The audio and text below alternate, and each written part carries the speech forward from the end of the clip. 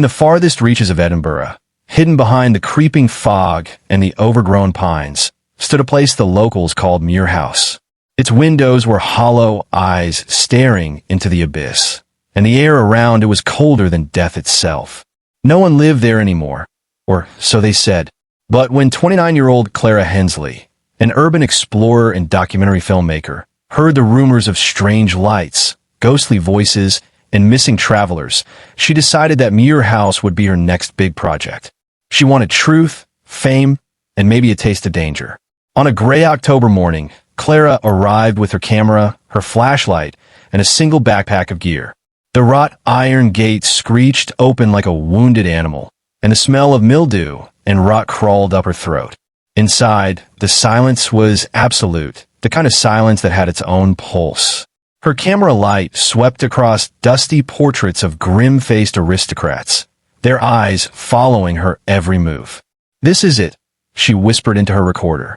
"The infamous Muirhouse, built in 1791 by Lord Alastair Muir, abandoned after his wife and 2 daughters vanished without a trace." The floorboards creaked as if something underneath them shifted. Clara ignored it. She'd come too far to let fear win. The deeper she went, the stronger the sense of being watched grew. Cobwebs brushed her face, and whispers, faint, unintelligible, seemed to echo from the walls themselves. In the grand hall, a cracked mirror stood beside a staircase that twisted upward into darkness. When she lifted her camera, her breath caught. Behind her reflection stood 3 shadowy figures, women in old gowns, their faces blurred like fog on glass. She turned sharply, but no one was there. The air turned icy. Her equipment began to flicker. Still, she pressed on, drawn by something she couldn't name. Upstairs, she found a locked door marked with a single carved word, "Remember." She forced it open with a metal rod.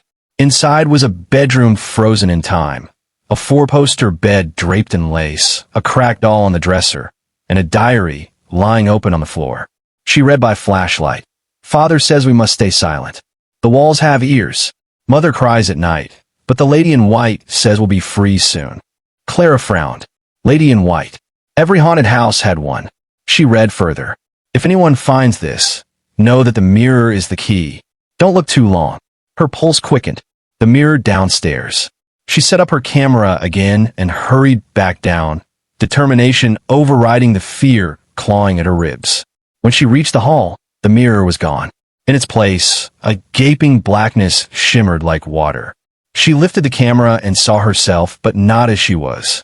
The version of her in the lens was pale, hollow-eyed, lips moving silently. The screen glitched, static tearing the image apart. Then she heard it, a whisper that came from everywhere and nowhere at once. Clara, her name. It wasn't possible. She stepped closer, trembling. The reflection smiled, though she did not. "You came back," it said. Her camera clattered to the floor. In a reflection, the other Clara raised a hand, and from the mirror, a pale arm reached out, dripping with black water. Clara stumbled back, but it was too late. The hand gripped her wrist, ice cold and impossibly strong. She screamed as she was pulled forward, into the mirror, into the dark. Silence returned to Muirhouse. Only the camera remained, blinking red. 3 days later, a search party found Clara's car abandoned outside the gates. The police entered the house, but found no sign of her. Yet, her camera was discovered lying in the hall, still recording.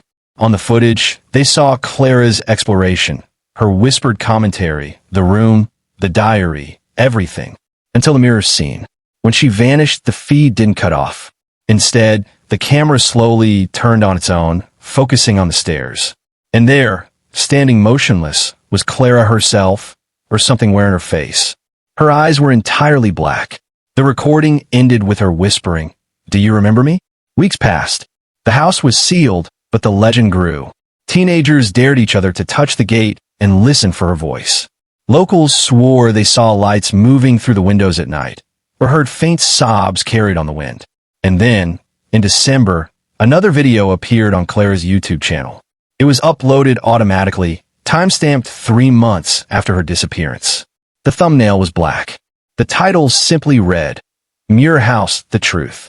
When people clicked play, all they saw was static, and then, for a split second, Clara's face appeared. Her mouth moved, whispering something no one could quite make out. Some said it was "help me." Others said it sounded more like "come back." The video ended with a single frame. The mirror, now reflecting hundreds of faces, all screaming. No one has entered Muirhouse since. The property remains abandoned, but sometimes if you drive past after midnight, you'll see a faint light flickering in the upstairs window, and a woman standing at the glass, waiting. She looks just like Clara Hensley. Only if you blink too long, you'll notice that her reflection in the window isn't quite doing the same thing she is. And if you listen very closely, you might hear her voice whisper your name, calling you closer to the gate, asking you to remember her, to help her, to join her in the mirror. And if you step too close, you'll feel the cold hand of Muirhouse reach out to welcome you home.